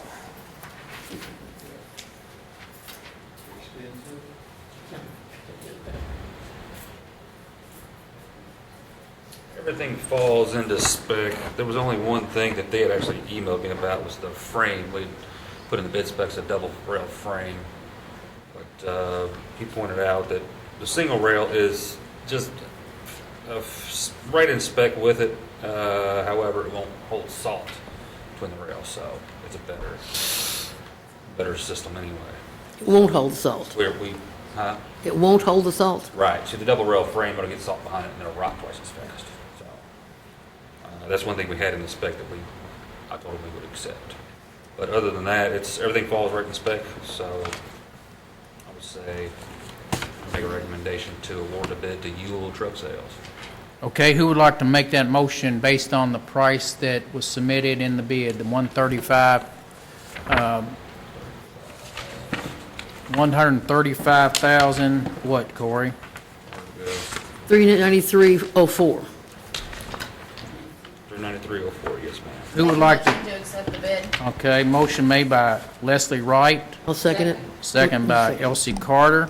Any further discussion on the motion to approve the bid? If not, all those in favor of the motion, let me know by saying aye. Anyone opposed? Thank you very much. City council purposes, you're getting ready to do some paving, Corey. What streets are you going to pave in the next few weeks or what? We'll be paving tomorrow. Tomorrow? Clifford Lane, Kentucky Avenue, and there'll be a couple-day gap, but then we'll be doing Sunset from Jefferson to Dawkins.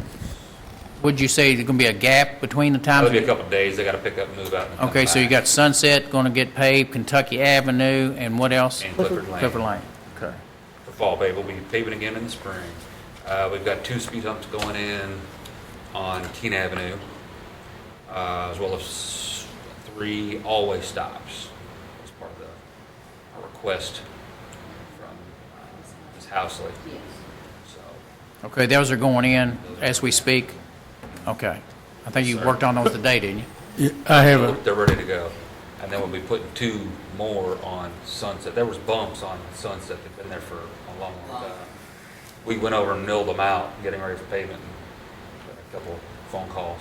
Some people were very concerned that we weren't going to put them back, but we'll be putting speed bumps back there. Corey, I have a question you may or may not be able to answer. I noticed the state now have put in the warning blocks for people with sight disability on Highway 146 on, I guess it would be just the east side. But to me, it looks like they've made more trip hazards than anything else. Some of them are right down dangerous. Cedar. That Talking the about state. the handicap accessibility? Yes. Right. I don't, what's, Some of them probably need to be taken out. State highway standards, they won't allow any crosswalks that's not in a controlled intersection. So they won't point it towards the highway at all. right. But some of them just end abruptly and there's like a 3 or 4 inch step off and, I mean, they look dangerous to me. Right. We'll have to look at them again, but they have to go by the ADA standard. Yeah, the one on, is it Walnut? Talking about Walnut. On Walnut I mean, that's crazy. I don't know why they didn't pull that other piece of sidewalk out. Maybe they're coming back, but I'll check. Okay. Thank you, Corey. Thank you very much. New business? Anyone else have any unfinished business that you'd like to bring up tonight? If not, do you have any new business you'd like to bring up and mention? John? Yes. I don't know if this is the time to do it, but speaking about the city and how great it has looked all year, the flowers, I mean, Art has done a beautiful job, and I really think we need to do something to recognize him, you know, just to let him know how we appreciate it. I mean, it makes me proud to see people come through here and stop and tell me, your all's flowers are gorgeous. What do you do? I mean, he really has worked hard on it, and I think it would be good for him to know that he's appreciated too. And Corey, of course. Well, I tell him all the time how Well, I much do we too. appreciate him, but I got to be careful because we got a lot of other people doing a lot of things that aren't planting flowers, but they need to be appreciated as well. Oh, well, I agree. You know, I understand, and you won't believe how much I tell Art how everybody compliments his work. And I do And we too. can do it publicly, but I try to say, you know, he's a paid person, that's his job, and if I do that for him, Corey does a great job every day too. He just doesn't Right. plant flyers, And you know. myself, You know. I always try to send an email to Corey Sure. and them and let them know, you know, how much I appreciate the roads. I appreciate Greg. your thing about Art, but you know, we can bring him here, but I mean, he gets it. He knows we appreciate it, and so many people do, because it's been a beautiful season. Oh, it's gorgeous. And so Yes, under the worst conditions, that's Oh the yeah, truth. and that's the reason Art's gotten up before daylight and watered them every day. And I think that's, you know. wakes me up before and 5 I've o'clock seen in the him morning. up. So we can bring him here. We'll recognize him, and so yeah, bring him in on a new dump truck. He'll be in the next year's parade.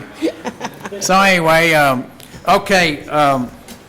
I have one more thing, if Yes, that's Andrea. all right. So it's just an idea I've had tossing around in my head, and I've spoken to Beach about it a little bit. Just kind of springboarding off this idea of the Be Kind Oldham County movement, and hearing tonight about Larry Chandler and the inmates, and what a really wonderful community we live in. It just, it always kind of takes my breath away when I hear more about that. And I would like to propose the idea of passing a resolution actually proclaiming us the kindness capital of Kentucky, and seeing if we can actually brand LaGrange as that and take that idea into our new tourism commission and use that going forward and attract people here on the basis of what we already are, which is a wonderful, kind, loving, and caring community. So I just wanted to put that out there under new business, that's something that I think that we as a council should do going forward. I agree with you, Andrea. I saw a shirt the other day. I can't remember where Karen and I were, but I saw a shirt and it had kindness on it. And this lady was wearing it, and I wanted to take a picture of it, but I said, you know, I shouldn't. You know, I said, could I take a picture of your shirt? You know, but I never did do it.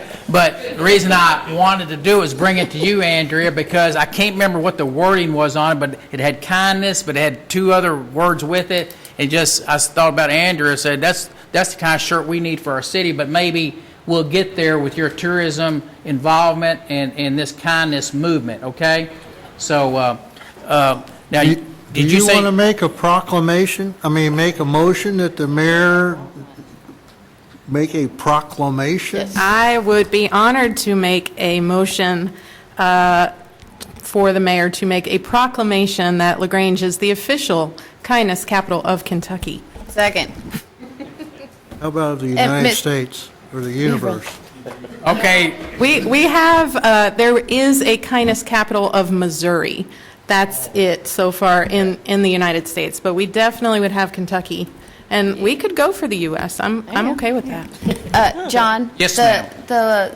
The girls who make the signs, they also have T-shirts. I actually bought one at Q&A that, you know, the Be Kind Oldham County. Yeah. So I don't know if that's something with the commission that we'd want to continue, or if we wanted to make separate ones for LaGrange.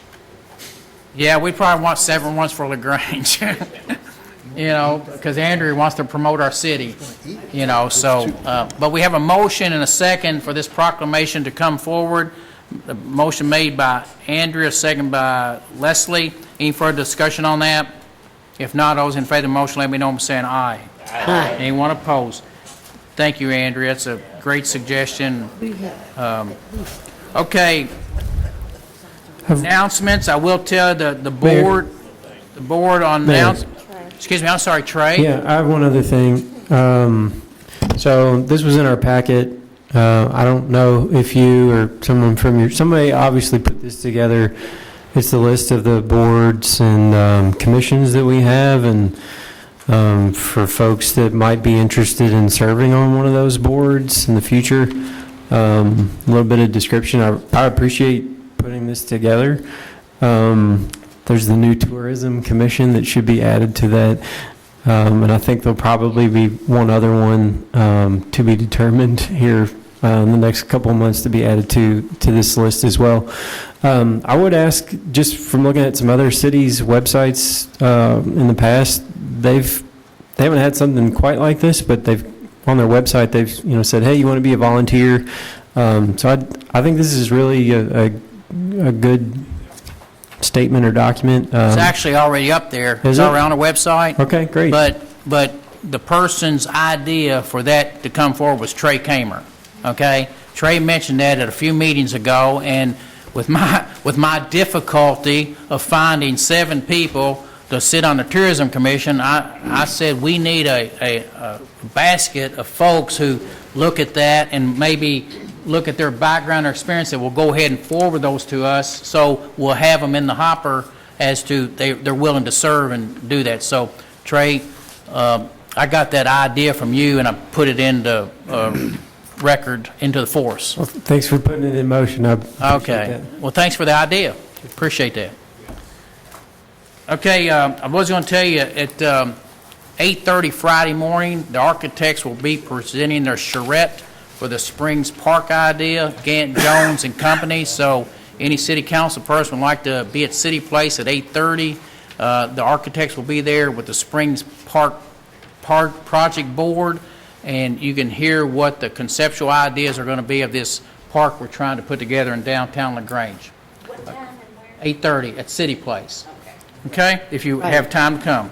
Andrea, between yourself and Beach for sure at least, I will contact the 7 members of the Tourism Commission, and we will try to put together a meeting very soon as to discuss the future of this commission and what it's intended to do. Is that okay? That is great. I would love it if it was not the week I was out of town. That would be fantastic. But I am No. happy to attend. When you going out of town? I'm out the 21st through the 26th. This will happen before then. Okay? Perfect. This will That's happen before then. fantastic. Because the money is going to start being collected on the 15th, and then we'll get a monthly income report. And do you all know last weekend we did not have a room vacancy in the city of LaGrange? Maybe 2 weekends ago. It was, and I talked to the hotels, why were they filled up? One reason was Louder Than Life, the Louder Than Life concert that had 160,000 people in Louisville. And there was one other thing going on in the region, but there was not a hotel vacancy, I think, 2 weekends ago. So And they that's came good. from California, Michigan, Florida, almost every state, Indiana, Ohio. They were just in and out of the shop and we'd ask them, where you're from. It was from all over. Okay. Colorado, one of them. Thank you all very much for attending tonight, and as all of you all see, and I think hope that we're not going to stop for a moment to make a better city of what we have here. I think it's all a partnership of all of us and our staff to make this happen, and we're gonna be on the map bigger and better as time goes on. So thanks everyone, and I'd entertain a motion to adjourn. So moved. So moved made by Debbie Pollard, Second. second by Leslie. All those in favor of the motion, let me know I'm saying aye. Aye. Anyone opposed? Thank you.